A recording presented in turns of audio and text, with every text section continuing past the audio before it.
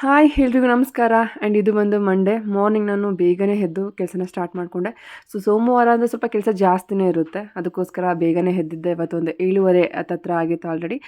ಎದ್ದು ಮನೆ ಕೆಲಸನ ಸ್ಟಾರ್ಟ್ ಮಾಡಿಕೊಂಡೆ. ಯೂಶಲಾಗಿ ಹೊರಗಡೆನೇ ಕ್ಲೀನ್ ಮಾಡ್ಕೊಬಿಟ್ರೆ ಫಸ್ಟು ಮನೆ ಕೆಲಸ, ಆಮೇಲೆ ನಿಧಾನಕ್ಕೆ ಮಾಡೋಣ ಅಂತೇಳಿ ಫಸ್ಟು ಹೊರಗಡೆ ನಾನು ಎಲ್ಲನೂ ಕ್ಲೀನ್ ಮಾಡ್ತಾಯಿದ್ದೀನಿ. ನಮ್ಮ ಮನೆಯಲ್ಲೇ ಯೂಶಲಾಗಿ ಹೊರಗಡೆ ರಂಗೋಲಿ ಹಾಕಿದರೆ ಒಂದು 4-5 ಡೇಸ್ ಅದೇ ಥರ ಇರುತ್ತೆ, ಏನೂ ಕೂಡ ಹಾಳಾಗಲ್ಲ. ಹಾಗೆಯೇ ಹದ್ವಿ ಕೂಡ ಹಾಳು ಮಾಡಲಿಕ್ಕೆ ಹೋಗಲ್ಲ. ನಾನು ಒಂದು 2-3 ಸತಿ ಹೇಳ್ಕೊಟ್ಟಿದ್ದೆ ಅವನಿಗೆ ಹಾಳು ಮಾಡಬಾರ್ದು ಅಂತ ಹೇಳಿ. ಇತ್ತೀಚೆಗೆ ಚೆನ್ನಾಗಿ ಮಾತನ್ನು ಕೇಳ್ತಾನೆ ಅವನು, ಹಾಳು ಮಾಡಲಿಕ್ಕೆಲ್ಲ ಹೋಗಲ್ಲ. ಹಾಗೆಯೇ ನಮ್ಮ ಅಪಾರ್ಟ್ಮೆಂಟಲ್ಲಿ ಯಾರೂ ಕೂಡ ರಂಗೋಲಿನ ಹಾಕಲ್ಲ. ಯಾಕೆ ಅಂತ ನನಗೂ ಕೂಡ ರೀಸನ್ ಗೊತ್ತಿಲ್ಲ. ಬಟ್ ನಾನು ವಾರದಲ್ಲಿ 3 ಸತಿ ನಾನು ಮಾತ್ರ ರಂಗೋಲಿನ ಹಾಕ್ತೀನಿ. ನನಗೆ ರಂಗೋಲಿ ಹಾಕೋದಂದರೆ ತುಂಬಾ ಇಷ್ಟ. ಆ್ಯಂಡ್ ಅದು ಒಳ್ಳೆಯದು ಅಂತಲೂ ಕೂಡ ಹೇಳ್ತಾರೆ, ನೆಗೆಟಿವ್ ಎನರ್ಜಿ ಮನೆಗೆ ಬರಲ್ಲ ಅಂತ ಕೂಡ ಹೇಳ್ತಾರೆ. ಅದಕ್ಕೋಸ್ಕರ ನಾನು ಆದಷ್ಟು ರಂಗೋಲಿಗಳನ್ನ ಹಾಕ್ತಾ ಇರ್ತೀನಿ. ನನಗೂ ಕೂಡ ಅಷ್ಟಾಗಿ ರಂಗೋಲಿ ಬರಲ್ಲ, ಬಟ್ ಯೂಟ್ಯೂಬಲ್ಲೆಲ್ಲ ನೋಡಿ ಹಾಕೋಕ್ಕೆ ಟ್ರೈ ಮಾಡ್ತೀನಿ. ಕೆಲವೊಂದು ದಿನ ತುಂಬಾ ಚೆನ್ನಾಗಿ ಬರುತ್ತೆ ಆ್ಯಂಡ್ ಕೆಲವೊಂದು ದಿನ ಚೆನ್ನಾಗಿ ಬರಲ್ಲ. ಇವತ್ತು ಕೂಡ ಒಂದು ಸಿಂಪಲ್ಲಾಗಿ ರಂಗೋಲಿನ ಹಾಕ್ಕೊಂಡೆ. ಹಾಗೆಯೇ ಇವತ್ತಿನ ವ್ಲಾಗಲ್ಲಿ ಮಂಡೇ ಮಾರ್ನಿಂಗ್ ಟು ಈವ್ನಿಂಗ್ ರೊಟೀನ್ನ ಶೇರ್ ಮಾಡ್ತಾ ಇದ್ದೀನಿ. ಈ ವಿಡಿಯೋ ಇಷ್ಟ ಆಗಿದ್ರೆ ನೀವು ಲೈಕ್ ಕೂಡ ಮಾಡ್ಬೋದು. ಹಾಗೆಯೇ ಬೇಗನೆ ನಾನು ಮನೆ ಕೆಲಸ ಎಲ್ಲ ಮುಗಿಸ್ಕೊಂಡು ಪೂಜೆ ಕೂಡ ಬೇಗನೆ ಮಾಡಿಕೊಂಡೆ. ಒಂದು 10-10:30 ಒಳಗಡೆ ಪೂಜೆ ಆಯಿತು. ಹಾಗೆಯೇ ಇವತ್ತು ಪಾಪುಗೆ ಒಂದು 8:30 ಒಳಗಡೆ ಬ್ರೇಕ್ಫಾಸ್ಟ್ನ ತಿನ್ನಿಸ್ಬಿಟ್ಟಿದ್ದೆ. ಲೈಟಾಗಿಯೇ ಅವನಿಗೆ ರಾಗಿ ಸರಿ ವಿತ್ ಆ್ಯಪಲ್ನ ಹಾಕಿ ತಿನ್ನಿಸಿದೆ. ಅವನಿಗೆ ಯೂಶಲಾಗಿ ಮಾರ್ನಿಂಗ್ ಟೈಮ್ನ ಸ್ವಲ್ಪ ಹೆವಿಯಾಗಿ ನಾನು ಬ್ರೇಕ್ಫಾಸ್ಟ್ನ ಕೊಡೋಲ್ಲ, ಯಾಕಂದರೆ ಮಧ್ಯಾಹ್ನ ಸ್ವಲ್ಪ ಹೆವಿಯಾಗಿ ತಿನ್ನಿಸ್ತೀನಿ. ಸಾಂಬಾರು ಆಗಿರ್ಬೋದು, ರೈಸ್ ಆಗಿರ್ಬೋದು, ಅಥವಾ ಚಪಾತಿ ಮುದ್ದೆ ಥರ ಕೊಟ್ಬಿಡ್ತೀನಿ. ಅದಕ್ಕೆ ಬೆಳಗ್ಗೆ ಹೊತ್ತು ಆದಷ್ಟು ಲೈಟಾಗಿ ನಾನು ಬ್ರೇಕ್ಫಾಸ್ಟ್ನ ಇಟ್ಕೊಂಡಿರ್ತೀನಿ. ಹಾಗೆಯೇ ರಾಗಿ ಸರಿನ ನಾನು 2 ಇಯರ್ಸ್ ಆದರೂ ಕೂಡ ಮಕ್ಕಳಿಗೆ ಕೊಡೋಕ್ಕೆ ಇಷ್ಟಪಡ್ತೀನಿ, ಯಾಕಂದರೆ ಎಲ್ಲ ಥರ ಧಾನ್ಯಗಳನ್ನ ಹಾಕಿ ಸರಿನ ಮಾಡಿಸಿರ್ತೀವಲ್ಲ. ತುಂಬಾ ಒಳ್ಳೆಯದು. ಅವ್ರ ವೆಯ್ಟ್ ಗೇನ್ ಆಗೋಕ್ಕೆ ಕೂಡ ಹೆಲ್ಪ್ ಆಗುತ್ತೆ ಆ್ಯಂಡ್ ಬ್ರೈನ್ ಡೆವಲಪ್ಮೆಂಟ್ಗೂ ಕೂಡ ತುಂಬಾ ಹೆಲ್ಪ್ ಆಗುತ್ತೆ. ಅದಕ್ಕೋಸ್ಕರ ನಾನು ಜಾಸ್ತಿ ರಾಗಿ ಸರಿನ ಒಂದು ವಾರದಲ್ಲಿ 3 ಸತಿನಾದರೂ ಕೊಡಲಿಕ್ಕೆ ಇಷ್ಟಪಡ್ತೀನಿ.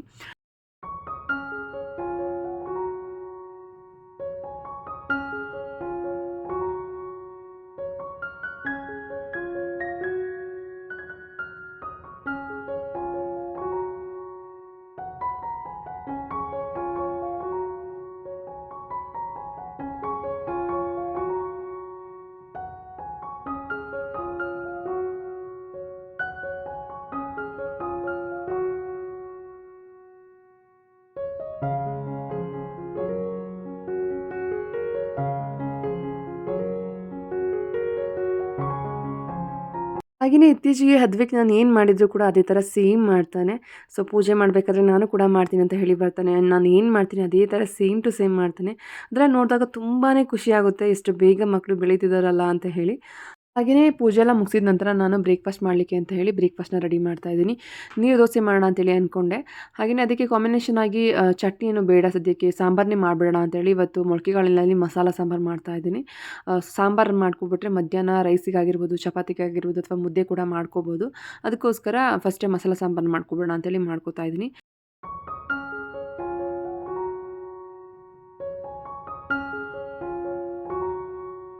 ಸಾಂಬಾರಿಗೆ ಅಂತ ಹೇಳಿ ತೆಂಗಿನಕಾಯಿನ ಈಗ ಕಟ್ ಮಾಡ್ಕೋತಾ ಇದ್ದೀನಿ.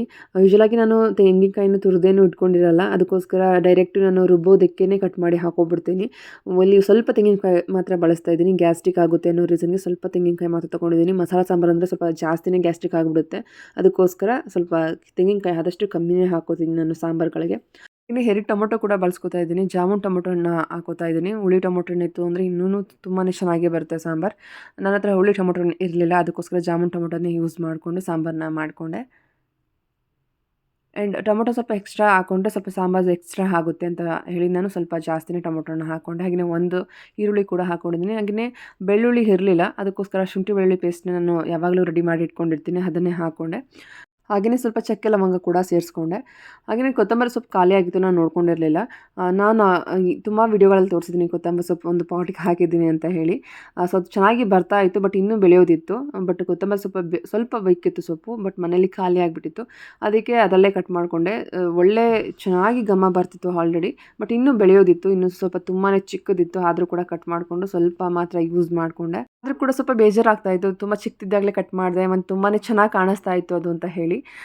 ಬಟ್ ಆದರೂ ಏನೋ ಒಂಥರ ಖುಷಿ ಆಯಿತು, ನಾನೇ ಬೆಳೆದಿರೋದ್ರಲ್ಲಿ ಇವತ್ತು ಫಸ್ಟ್ ಟೈಮ್ ಅಡುಗೆ ಮಾಡ್ತಿದ್ದೀನಿ ಅಂತ ಹೇಳಿ. ಹಾಗೆಯೇ ಮಸಾಲೆಗೆ ನಾನು ಒಂದು 2 ಟೇಬಲ್ ಸ್ಪೂನಷ್ಟು ಮನೆಯಲ್ಲೇ ಮಾಡಿದಂತಹ ಸಾಂಬಾರು ಪೌಡರ್ನ ಹಾಕ್ಕೊಂಡೆ. ಅಮ್ಮ ಮಾಡಿಸಿ ಕೊಟ್ಟಿದ್ರು ಬೇಳೆ ಸಾಂಬಾರು ಪೌಡರ್, ತುಂಬಾ ಚೆನ್ನಾಗಿದೆ ಸಾಂಬಾರು ಪೌಡರ್ ಅಂತಲೇ ಹೇಳ್ಬೋದು. ಯೂಶಲಾಗಿ ಅಮ್ಮ ಮಟನ್ ಸಾಂಬಾರಿಗೆ ಸಪ್ರೇಟಾಗಿ ಮಾಡಿಸ್ಕೊಡ್ತಾರೆ ಆ್ಯಂಡ್ ಬೇಳೆ ಸಾಂಬಾರಿಗೆ ಕೂಡ ಸಪ್ರೇಟಾಗಿ ಮಾಡಿಸ್ಕೊಡ್ತಾರೆ. ನಾನು ಹೊರಗಡೆ ಏನೋ ಅಂದರೆ ಅಂಗಡಿಗಳಲ್ಲಿ ಏನೋ ಹೋಗಿ ತಂದು ಮಾಡಲ್ಲ. ಹಾಗೆಯೇ ಅದಕ್ಕೆ ಸ್ವಲ್ಪ ನೀರು ಹಾಕಿ ಈಗ ನುಣ್ಣಗೆ ರುಬ್ಕೊಂಡು ಬರ್ತೀನಿ.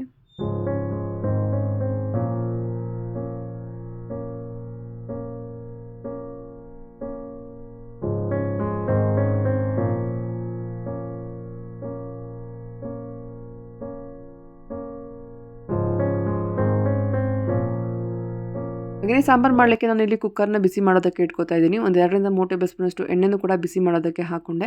ಒಂದು ಅರ್ಧ ಟೇಬಲ್ ಸ್ಪೂನಷ್ಟು ಸಾಸಿವೆ ಕೂಡ ಇಲ್ಲಿ ಹಾಕ್ಕೊಂಡು, ಸ್ವಲ್ಪ ಸಾಸಿವೆ ಸಿಡಿದ ನಂತರ ನಾನು ಒಂದು ಅರ್ಧ ಈರುಳ್ಳಿನ ಸಣ್ಣದಾಗಿ ಕಟ್ ಮಾಡಿ ಅದನ್ನು ಕೂಡ ಹಾಕ್ಕೊಂಡು ಸ್ವಲ್ಪ ಹೊತ್ತು ಚೆನ್ನಾಗಿ ಫ್ರೈ ಮಾಡ್ಕೋತೀನಿ. ಹಾಗೆಯೇ ಎಣ್ಣೆಲ್ಲೇ ನಾನು ಕಾಳಾಗಿರಲಿ ತರಕಾರಿ ಆಗಲಿ ಎಣ್ಣೆಲ್ಲೇ ಸ್ವಲ್ಪ ಚೆನ್ನಾಗಿ ಫ್ರೈ ಮಾಡ್ಕೊಬಿಡ್ತೀನಿ. ಜಾಸ್ತಿ ಏನಾದ್ರು ಬೇಯಿಸ್ಬಿಟ್ರೆ ಕಾಳಾಗಿರಲಿ ಅಥವಾ ತರಕಾರಿ ಆಗಲಿ ಜಾಸ್ತಿ ಬೆಂದೋಗಲ್ಲ. ಅದಕ್ಕೋಸ್ಕರ ಫಸ್ಟ್ ನಾನು ಸ್ವಲ್ಪ ಎಣ್ಣೆಲ್ಲೇ ಕಾಳು ಹಾಗೆಯೇ ತರಕಾರಿನ ಚೆನ್ನಾಗಿ ಫ್ರೈ ಮಾಡ್ಕೊಬಿಡ್ತೀನಿ. ನಾನು ಇಲ್ಲಿ ಎಲ್ಲ ಕಾಳು ಕೂಡ ಮೊಳಕೆ ಕಟ್ಟಿಸಿ ಅದನ್ನು ಹಾಕ್ಕೊಂಡಿದ್ದೀನಿ. ಈ ಥರ ಮೊಳಕೆ ಕಾಳು ಸಾಂಬಾರು ತಿನ್ನೋದ್ರಿಂದ ಜಾಸ್ತಿ ಹೊತ್ತು ನಮಗೆ ಹಸಿವಾಗಲ್ಲ. ಸೊ ಡಯಟಲ್ಲಿ ಇದ್ದೀರಾ ಅಂದರೆ ಖಂಡಿತವಾಗ್ಲೂ ಟ್ರೈ ಮಾಡ್ಬೋದು. ತುಂಬಾ ಒಳ್ಳೆಯ ರೆಸಿಪಿ ಅಂತಲೇ ಹೇಳ್ಬೋದು. ಹಾಗೆಯೇ ಈ ಸಾಂಬಾರನ್ನ ನಾವು ಮುದ್ದೆಗಾಗಿರ್ಬೋದು, ಚಪಾತಿಗಾಗಿರ್ಬೋದು, ರೈಸಾಗಿರ್ಬೋದು ಯಾವುದಕ್ಕಾದ್ರೂ ಸರಿ ಕಾಂಬಿನೇಷನ್ ಆಗಿ ತುಂಬಾ ಚೆನ್ನಾಗಿರುತ್ತೆ. ನಾನಿವತ್ತು ಇದನ್ನು ನೀರು ದೋಸೆ ಜೊತೆ ಸರ್ವ್ ಮಾಡ್ಕೋತಾ ಇದ್ದೀನಿ. ಹಾಗೆಯೇ ತರಕಾರಿ ನಿಮ್ಮ ಹತ್ರ ಆಲೂಗೆಡ್ಡೆ ಇತ್ತು ಅಂದರೆ ಆಲೂಗಡ್ಡೆ ಹಾಕೋಬೋದು. ನಾನಿಲ್ಲಿ ಸ್ವಲ್ಪ ಡಯಟಲ್ಲಿರೋದ್ರಿಂದ ಆಲೂಗೆಡ್ಡೆನ ತಿಂತಿಲ್ಲ. ಅದಕ್ಕೋಸ್ಕರ ಬದನೆಕಾಯಿ ಹಾಗೆಯೇ ಬೀನ್ಸ್ನ ನಾನು ಕಟ್ ಮಾಡಿ ಹಾಕ್ಕೊಂಡಿದ್ದೀನಿ. ಸೊ ಆಲೂಗೆಡ್ಡೆ ಹಾಕಿದ್ರೂ ಕೂಡ ತುಂಬಾ ಟೇಸ್ಟಿಯಾಗಿರುತ್ತೆ.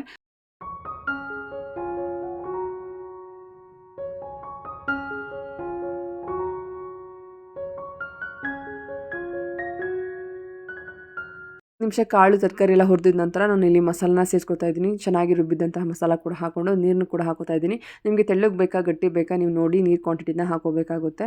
ನಾನಿಲ್ಲಿ ಮಧ್ಯಾಹ್ನಕ್ಕೂ ಕೂಡ ಸಾಂಬಾರು ಮಾಡ್ತಾ ಇರೋದ್ರಿಂದ ಸ್ವಲ್ಪ ತೆಳ್ಳಗೆನೇ ಮಾಡ್ಕೋತಾ ಇದ್ದೀನಿ. ನೀವು ಏನಾದರೂ ಚಪಾತಿ ಅಥವಾ ಈ ದೋಸೆಗೆ ಮಾಡ್ಕೊತಿದ್ದೀರ ಅಂದರೆ ಸ್ವಲ್ಪ ನೀರನ್ನ ಕಮ್ಮಿ ಹಾಕ್ಕೊಂಡು ಮಾಡ್ಕೋಬೋದು.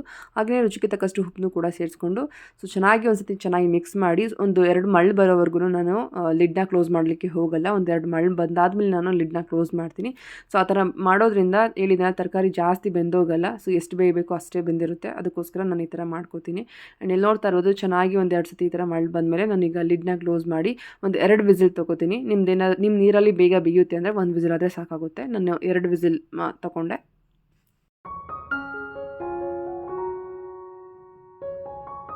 ಹಾಗೆಯೇ ನೀರು ದೋಸೆಗೆ ಅಂತ ಹೇಳಿ ನಾನು ನೆನ್ನೆ ನೈಟೇ ಅಕ್ಕಿನ ನೆನೆ ಹಾಕಿದ್ದೆ. ಓವರ್ನೈಟ್ ಫುಲ್ಲು ನೆಂದಿದ್ದೆ ಅಕ್ಕಿ, ನೋಡ್ತಾ ಇರ್ಬೋದು. ನೀರು ದೋಸೆಗೆ 4 ಅವರ್ ನೆಂದರೂ ಕೂಡ ಸಾಕಾಗುತ್ತೆ ಅಂತ ಹೇಳ್ತಾರೆ. ಬಟ್ ನಾನು ಇರಲಿ ಅಂತೇಳಿ ಓವರ್ನೈಟ್ ಫುಲ್ ನೆನೆಸಿದ್ದೆ.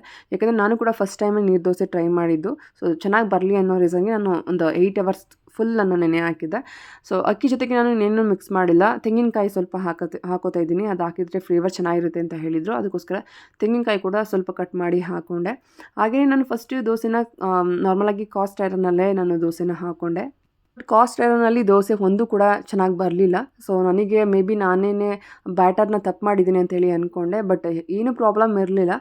ಸೊ ಏನು ಮಾಡೋಕ್ಕಾಗಲ್ಲ ಅಂಥೇಳಿ ನಾನ್ ಸ್ಟಿಕ್ ತವಾದಲ್ಲೇ ನಾನು ದೋಸೆ ಹಾಕ್ತೆ. ನಾನ್ ಸ್ಟಿಕ್ಕಲ್ಲಿ ತುಂಬಾ ಚೆನ್ನಾಗಿ ಬಂತು. ನನಗೆ ಗೊತ್ತಿಲ್ಲ, ಕಾಸ್ಟ್ ಐರನ್ ಕೂಡ ತುಂಬಾ ಚೆನ್ನಾಗಿ ಬರುತ್ತೆ ದೋಸೆ. ನನಗೆ ಗೊತ್ತಿರೋಂಗೆ ನಾರ್ಮಲಾಗಿ ದೋಸೆ ಮಾಡಿದಾಗ ತುಂಬ ಗರಿಗರಿಯಾಗಿ ಬರುತ್ತೆ. ಯೂಶ್ವಲಾಗಿ ನನ್ನ ಚಾನಲಲ್ಲಿ ತೋರಿಸ್ತೀನಿ ನೋಡಿ ದೋಸೆಯನ್ನು ಮಾಡುವಂಥ ದೋಸೆನ. ಬಟ್ ನೀರು ದೋಸೆ ಬರಲಿಲ್ಲ. ಸೊ ಓಕೆ ಅಂತ ಹೇಳಿ ನಾನ್ ಸ್ಟಿಕ್ಕಲ್ಲೇ ಮಾಡಿಕೊಂಡೆ. ಸ್ವಲ್ಪ ನಾನು ರುಬ್ಬಬೇಕಾದ್ರೆ ಉಪ್ಪು ಕೂಡ ಹಾಕ್ಕೊಂಡು ಒಟ್ಟಿಗೆ ರುಬ್ಕೊಂಡ್ಬಿಟ್ಟೆ. ನಾನು ನೆಕ್ಸ್ಟ್ ಬ್ಯಾಟರ್ಗೆ ಉಪ್ಪು ಹಾಕಲಿಲ್ಲ. ಸೊ ನಾವು ನೀರು ಹಾಕ್ಬೇಕಾದ್ರೆ ನೋಡಿ ಹಾಕ್ಕೋಬೇಕಾಗುತ್ತೆ. ಸ್ವಲ್ಪ ತೆಳ್ಳಗೆ ಹಾಕ್ಬಿಟ್ರೆ ಸ್ವಲ್ಪ ಕಷ್ಟ ಆಗುತ್ತೆ. ಅದಕ್ಕೋಸ್ಕರ ಫಸ್ಟು ನಾನು ಸ್ವಲ್ಪ ನೀರನ್ನ ಕಮ್ಮಿನೇ ಹಾಕ್ಕೊಂಡೆ ನಾನು ದೋಸೆನ ಮಾಡಿಕೊಂಡೆ. ಅದಾದಮೇಲೆ ನಾವು ಬೇಕು ಅಂದರೆ ನೀರು ಸೇರಿಸ್ಕೊಳ್ಳೋಣ ಅಂತ ಹೇಳಿ. ಹಾಗೆ ಹೇಳಿರೋ ಥರ ಕಾಸ್ಟ್ ಐರನ್ನಲ್ಲಿ ನೀರು ದೋಸೆ ಬರಲಿಲ್ಲ. ಫೈನಲಾಗಿ ನಾನ್ ಸ್ಟಿಕ್ಕಲ್ಲೇ ಮಾಡಿಕೊಂಡೆ. ಆ್ಯಂಡ್ ತುಂಬಾ ಚೆನ್ನಾಗಿ ಬಂತು. ಆ್ಯಂಡ್ ಮೊಳಕೆ ಕಾಳಿನ ಸಾಂಬಾರು ಹಾಗೆಯೇ ನೀರು ದೋಸೆ ಕಾಂಬಿನೇಷನ್ತು ಸೂಪರ್ ಆಗಿತ್ತು ಅಂತಲೇ ಹೇಳ್ಬೋದು. ಒಮ್ಮೆ ಟ್ರೈ ಮಾಡಿ, ಖಂಡಿತವಾಗ್ಲೂ ನೀವು ಕೂಡ ಇಷ್ಟಪಡ್ತೀರಾ.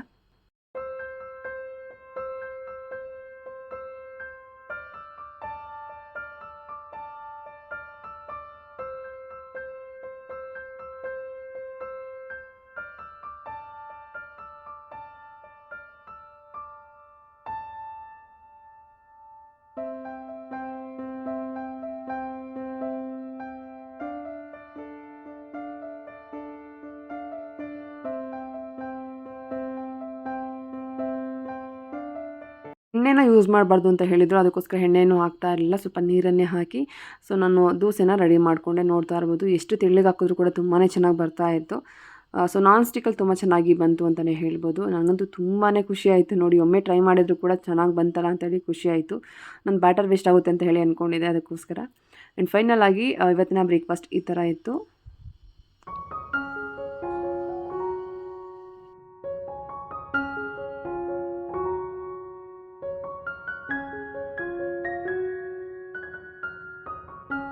ಹಾಗೆಯೇ ನಂದು ಬ್ರೇಕ್ಫಾಸ್ಟ್ ಎಲ್ಲ ಮುಗಿದ್ಮೇಲೆ ಪಾಪು ನಾನು ಸ್ವಲ್ಪ ರೆಸ್ಟ್ ಮಾಡಿದ್ವಿ. ಅಮ್ಮ ಬಂದು ಪಾಪುನ ಕರ್ಕೊಂಡು ಹೋದರು.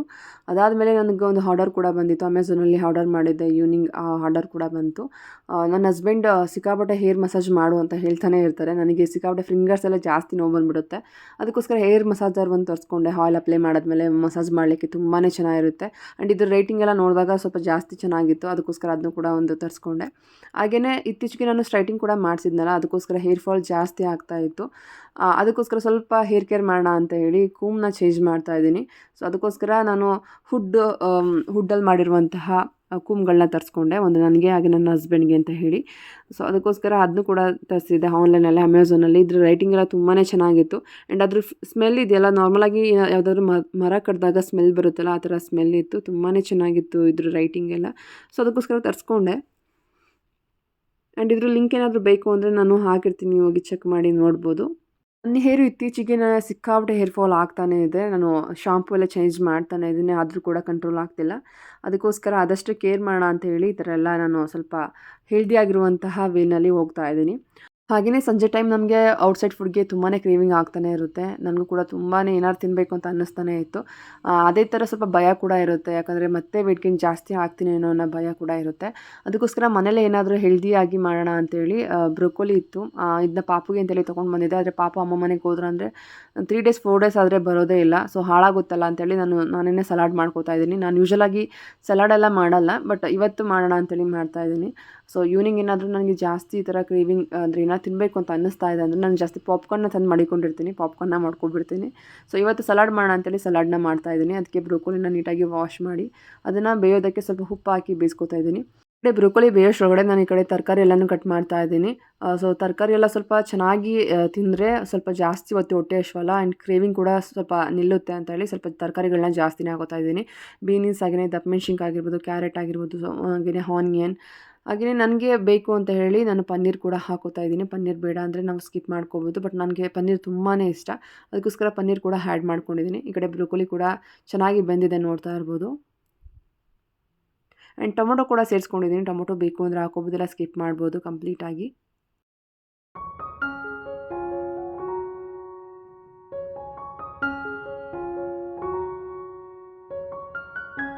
ಹಾಗೆಯೇ ಇಲ್ಲಿ ಸಲಾಡ್ ಮಾಡಲಿಕ್ಕೆ ನಾನು ಫ್ರೈ ಪ್ಯಾನ್ನ ಬಿಸಿ ಮಾಡೋದಕ್ಕೆ ಇಟ್ಕೊಂಡಿದ್ದೀನಿ. ಅದಕ್ಕೆ ಬೆಣ್ಣೆನ ಹಾಕೋತಾ ಇದ್ದೀನಿ. ಬೆಣ್ಣೆ ಫ್ಲೇವರ್ ಇಷ್ಟ ಇಲ್ಲ ಅನ್ನೋರು ತುಪ್ಪ ಕೂಡ ಯೂಸ್ ಮಾಡ್ಬೋದು. ತುಪ್ಪನೂ ಕೂಡ ಇಷ್ಟ ಇಲ್ಲ ಅನ್ನೋರು ನೀವು ಎಣ್ಣೆನ ಕೂಡ ಹಾಕೊಂಡು ಮಾಡ್ಕೋಬೋದು. ಹಾಗೆಯೇ ನಾನಿಲ್ಲಿ ಒಂದು ಆನಿಯನ್ನ ದೊಡ್ಡದಾಗಿ ಕಟ್ ಮಾಡಿ ಅದನ್ನು ಕೂಡ ಹಾಕ್ಕೊಂಡು ಸ್ವಲ್ಪ ಚೆನ್ನಾಗಿ ಫ್ರೈ ಮಾಡ್ಕೋತಾ ಇದ್ದೀನಿ. ಹಾಗೆಯೇ ಕ್ಯಾರೆಟ್, ಬೀನ್ಸ್ ಕೂಡ ನಾನು ಈರುಳ್ಳಿ ಫ್ರೈ ಮಾಡಬೇಕಾದ್ರೇ ಹಾಕ್ಕೊಬಿಡ್ತೀನಿ. ಯಾಕಂದರೆ ಸ್ವಲ್ಪ ಅದು ಚೆನ್ನಾಗಿ ಬೇಯಬೇಕಾಗುತ್ತೆ. ಅವೆರಡು ಸ್ವಲ್ಪ ಹೊತ್ತು ಬೇಯೋದಕ್ಕೆ ಸ್ವಲ್ಪ ಟೈಮ್ ತೊಗೊಳುತ್ತೆ. ಅದಕ್ಕೋಸ್ಕರ ಸ್ವಲ್ಪ ಬೇಗನೆ ನಾನು ಅದನ್ನು ಹಾಕ್ಕೊಂಡು ಚೆನ್ನಾಗಿ ಫ್ರೈ ಮಾಡ್ಕೋತಾ ಇದ್ದೀನಿ. ಒಂದು 70% ಅಷ್ಟು ಈ ಮೂರನ್ನು ನಾನು ಚೆನ್ನಾಗಿ ಬೇಯಿಸ್ಕೊತೀನಿ.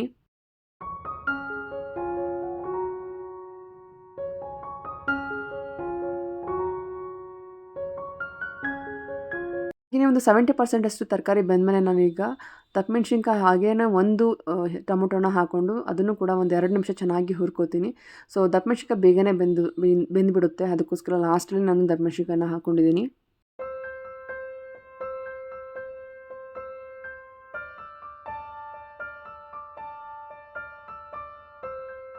ಹುರಿಬೇಕಾದ್ರೆ ನಾನು ಸ್ವಲ್ಪ ಉಪ್ಪನ್ನು ಕೂಡ ಹಾಕಿ ಮಿಕ್ಸ್ ಮಾಡಿ ಹುರಿತಾ ಇದ್ದೀನಿ. ಸ್ವಲ್ಪ ತರಕಾರಿ ಎಲ್ಲ ಉಪ್ಪು ಹಿಡಿಲಿ ಅನ್ನೋ ರೀಸನ್ಗೆ.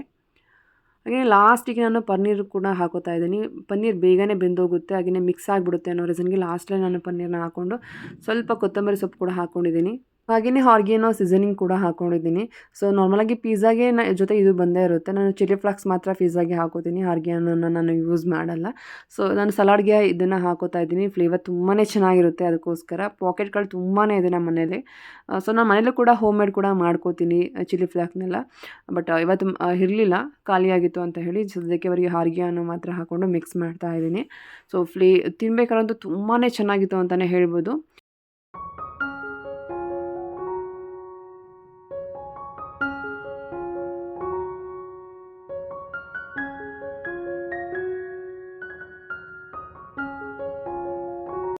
ಹಾಗೆಯೇ ಒಂದು 2ರಿಂದ 3 ನಿಮಿಷ ಚೆನ್ನಾಗಿ ಕುಕ್ ಮಾಡಿದ ನಂತರ ನಾನು ಇದಕ್ಕೆ ಬ್ರೊಕೊಲಿನ ಹಾಕ್ತಾಯಿದ್ದೀನಿ. ಏನು ಬೇಯಿಸಿಟ್ಕೊಂಡಿದ್ವಿ ಆ ಬ್ರೊಕೊಲಿನ ಹಾಕ್ಕೊಂಡು ಕೊತ್ತಂಬರಿ ಸೊಪ್ಪು ಕೂಡ ಸ್ವಲ್ಪ ಹಾಕ್ಕೊಂಡಿದ್ದೀನಿ. ಹಾಗೆಯೇ ಲಾಸ್ಟಿಗೆ ಉಪ್ಪನ್ನು ಕೂಡ ಸೇರಿಸ್ತಾ ಇದ್ದೀನಿ. ಉಪ್ಪನ್ನ ನೋಡಿ ಹಾಕೋಬೇಕಾಗುತ್ತೆ, ಯಾಕಂದರೆ ನಾವು ಬ್ರೊಕೊಲಿ ಬೇಯಿಸಬೇಕಾದ್ರೂ ಕೂಡ ಹಾಕಿದ್ವಿ, ಹಾಗೆಯೇ ತರಕಾರಿ ಬೇಯಿಸಬೇಕಾದ್ರೂ ಕೂಡ ಹಾಕಿದ್ವಿ. ಅದರಿಂದ ಸ್ವಲ್ಪ ನೋಡಿ ಉಪ್ಪನ್ನು ಹಾಕೋಬೇಕಾಗುತ್ತೆ. ಹಾಗೆಯೇ ಒಂದು ಅರ್ಧ ಟೇಬಲ್ ಸ್ಪೂನಷ್ಟು ಸೋಯಾ ಸಾಸ್, ಒಂದು ಅರ್ಧ ಟೇಬಲ್ ಸ್ಪೂನಷ್ಟು ಚಿಲ್ಲಿ ಸಾಸ್ ಎರಡನ್ನೂ ಹಾಕ್ಕೊಂಡಿದ್ದೀನಿ. ಹಾಗೆಯೇ ಹೈ ಫ್ಲೇಮಲ್ಲಿ ಇಟ್ಟು ಚೆನ್ನಾಗಿ ಹುರ್ಕೋತೀನಿ. ಸೊ ಹಾಗೆಯೇ ಒಂದು 2 ನಿಮಿಷ ಹುರ್ಕೊಂಡ್ರೆ ಸಾಕಾಗುತ್ತೆ, ನಮಗೆ ಸಲಾಡ್ ಕಂಪ್ಲೀಟಾಗಿ ರೆಡಿ ಆಗುತ್ತೆ. ಹಾಗೆ ಕೆಲವ್ರಿಗೆ ಲುಕ್ ವೈಸ್ ನೋಡಬೇಕಾದ್ರೆ ಡಿಪೆಂಡ್ ಆಗ್ತಾರೆ. ನೋಡೋಕ್ಕೆ ಚೆನ್ನಾಗಿ ಕಂಡ್ರೆ ಆ ಅಡುಗೆ ಎಲ್ಲ ಚೆನ್ನಾಗಿರುತ್ತೆ ಅಂತ ಅನ್ಕೋತಾರೆ. ಆ್ಯಂಡ್ ನೋಡೋಕ್ಕೆ ಚೆನ್ನಾಗಿ ಕಾಣದೇ ಇರುವಂಥ ಅಡುಗೆಗಳೆಲ್ಲ ಚೆನ್ನಾಗಿಲ್ಲ ಅಂತ ಕೂಡ ಅನ್ಕೋತಾರೆ. ಸೊ ನನಗೆ ಮನೇಲಿ ಹೆಲ್ದಿಯಾಗಿ ಮಾಡ್ಕೋಬೇಕು, ಅದು ಲುಕ್ ವೈಸ್ ನಾನು ನೋಡೋಕೆ ಹೋಗಲ್ಲ. ಹೆಲ್ದಿಯಾಗಿರಬೇಕು ಆ್ಯಂಡ್ ಟೇಸ್ಟಿಯಾಗಿರಬೇಕು ನನಗೆ. ಹಾಗೆಯೇ ಈ ಸತಿ ಬಂದಿದ್ದಂಥ ಸಲಾಡ್ ಅಂತೂ ತುಂಬಾ ಚೆನ್ನಾಗಿತ್ತು. ನನಗಂತೂ ಸಿಕ್ಕಾಪಟ್ಟೆ ಇಷ್ಟ ಆಯಿತು. ಸೊ ಹಾಗೆಯೇ ಹೊಟ್ಟೆ ಕೂಡ ತುಂಬಾ ತುಂಬಿತು ಅಂತಲೇ ಹೇಳ್ಬೋದು. ನನಗೆ ಈ ಕ್ರೇವಿಂಗ್ ಅಂತ ಏನಿರುತ್ತೆ ಅದು ಕಂಪ್ಲೀಟಾಗಿ ಸ್ಟಾಪ್ ಆಯಿತು. ಸೊ ತುಂಬಾ ಹೆಲ್ದಿಯಾಗಿರೋದನ್ನ ನೀವು ಕೂಡ ಮನೇಲೇ ಟ್ರೈ ಮಾಡಿ, ಖಂಡಿತವಾಗ್ಲೂ ತುಂಬಾ ಇಷ್ಟಪಡ್ತೀರಾ. ಆದಷ್ಟು ಹೊರಗಡೆ ಫುಡ್ಗಳನ್ನ ಕಂಟ್ರೋಲ್ ಮಾಡಿ ಅಂತ ಕೇಳ್ಕೊತೀನಿ. ಸೊ ಹಾಗೆಯೇ ಇವತ್ತಿನ ವಿಡಿಯೋ ಇಷ್ಟೇ. ನೆಕ್ಸ್ಟ್ ವಿಡಿಯೋದಲ್ಲಿ ಸಿಗ್ತೀನಿ ಅಂತ ಹೇಳ್ತಾ, ಈ ವಿಡಿಯೋ ಇಷ್ಟ ಆಗಿದ್ರೆ ದಯವಿಟ್ಟು ಲೈಕ್ ಮಾಡೋದು ಮಾತ್ರ ಮರಿಬೇಡಿ. ಅಲ್ಲಿವರೆಗೂ keep watching and keep smile.